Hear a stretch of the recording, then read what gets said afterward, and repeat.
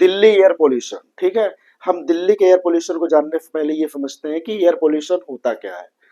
देखो, एयर में अगर जो अनवांटेड सब्सटेंस प्रेजेंट है या हार्मफुल सब्सटेंस प्रेजेंट है, तो वो उसी को हम बोलते हैं आपका air pollution. Air pollution harmful क्यों होते हैं? देखो, आपको पता है कि हम सांस लेते हैं, इन्हें ब्रीथ इन करते हैं, ठीक है। जब सांस अंदर लेते हैं तो उसमें क्या होता है? ऑक्सीजन। ये तभी तक होगा जब हमारा एयर पोल्यूशन नहीं है, यानी एयर में कोई भी पोल्यूशन नहीं है, एयर हमारा स्वच्छ है। पर अगर जो एयर में पोल्यूटेंट आ गया, जैसे carbon monoxide, sulphur dioxide, nitric oxide, ozone या पार्टिकुलेट मैटर वगैरह ये सब आ जाते हैं, तो ये सब साथ में एयर के हमारी बॉडी के अंदर जाएंगे। और ये जब बॉडी के अंदर जाएंगे तो ये क्या करेंगे? हमारे फेफड़े तक पहुंचेंगे। जब ये फेफड़ों तक पहुंचेंगे तो कहीं ना कहीं हमें रिस्पायरेटरी डिसऑर्डर लाएगा। रिस्पायरेटरी डिसऑर्डर मतलब जैसे अस्थमा हो गया, सांस लेने में दिक्कत, फिर ब्रोंकाइटिस, ये जो अपने इसमें क्या है आपका जो एयर पाइप है उसमें क्या हो जाना? इन्फ्लामेशन हो जाना। फिर हार्ट डिसीज, यानी जो अपना जैसे heart attack, heart failure, directly तो इम्पैक्ट नहीं करेंगी, पर कहीं ना कहीं हार्ट डिसीज से लेकर रिलेटेड कुछ ना कुछ तो होगा ही। फिर एक आता है स्ट्रोक। ये कुछ प्रॉब्लम है जो एयर पोल्यूशन की वजह से आ सकती है, ठीक है। अब हम देखते हैं कि एयर पोल्यूशन में आपका जैसे कार्बन मोनोऑक्साइड हो गया। कार्बन मोनोऑक्साइड निकलता कहाँ से है? जो गाड़ियां चलती हैं, कार और इंडस्ट्री से। सल्फर डाइऑक्साइड जब जंगल वगैरह चलाते हो आप, या फैक्ट्री वगैरह से सल्फर डाइऑक्साइड निकलती है, ठीक है। फिर नाइट्रिक ऑक्साइड कहाँ से निकलती है? कार से। फिर आता है आपका एसी वगैरह, जो रेफ्रिजरेटर वगैरह होते हैं, कहीं ना कहीं ओजोन लेयर को क्या कर देती है? डिप्लेट कर देती है, यानी खत्म कर देती है। फिर एक आता है पीएम। पीएम का मतलब होता है पार्टिकुलेट मैटर। अब पीएम आपको दो देखने को मिलेंगे, पीएम 2.5 और पीएम 10। पीएम 2.5 का मतलब ये होता है कि वो पार्टिकुलेट मैटर जो 2.5 माइक्रो से कम हो, यानी जिसका डायमीटर कितना हो? 2.5 माइक्रोमीटर, उससे कम हो, तो उसको हम बोलते हैं आपका पीएम 2.5, ठीक है। इतनी बातें समझ में आई।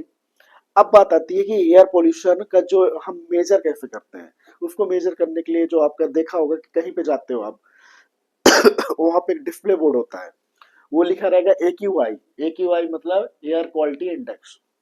AQI यानी एयर क्वालिटी इंडेक्स अगर जो 0 से 50 है तो वो अच्छा माना जाता है। 51 से 100 है तो वो भी एक्सेप्टेबल रेंज है। अगर जो 300 से ज्यादा है तो बहुत ही डेंजरस कंडीशन में है, ठीक है। जो अभी इंदौर की स्थिति है, तो इंदौर में 81 AQI है।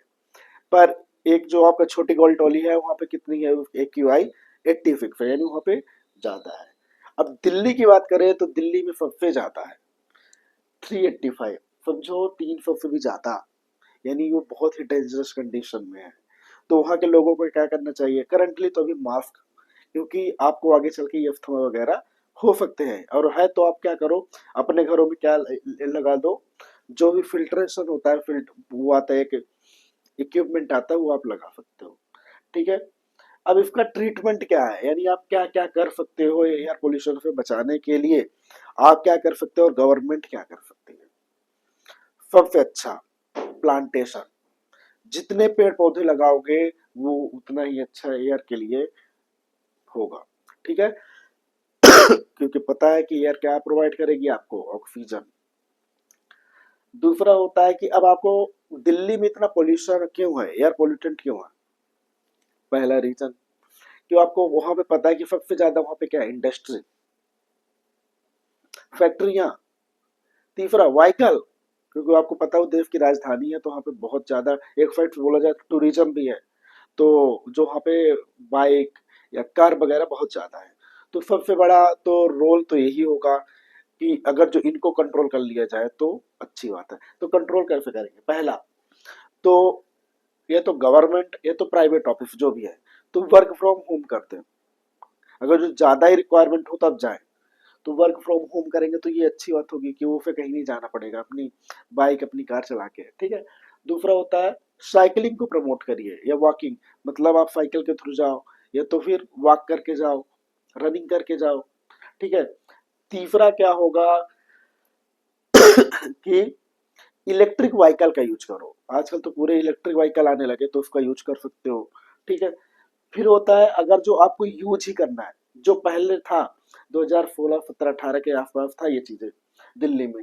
इवन और ओड सिस्टम, इवन और ओड सिस्टम क्या होता है कि जिस भी नंबर प्लेट, जो अपनी गाड़ी की नंबर प्लेट होती है, जिसके भी लास्ट में 1 3 5 7 9 11 यानी ऑड नंबर आए, तो ये ऑड डे पे चलती थी, ठीक है ना, यानी जिनका डेट ऑड होता था, 1 दिसंबर, 3 दिसंबर, 5 दिसंबर, यानी ऐसे चलती थी।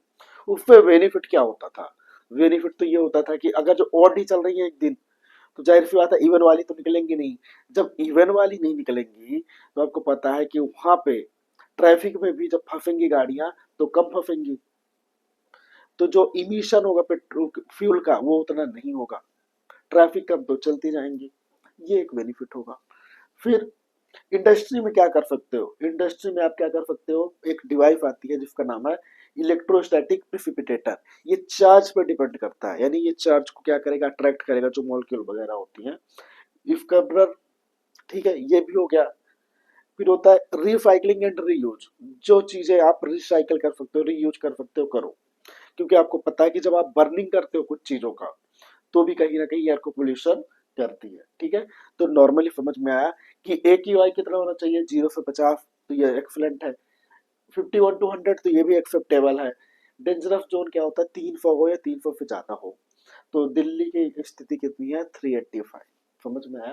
तो इन तरीकों से हम उसमें 100% कंट्रोल पा सकते हैं, ठीक है।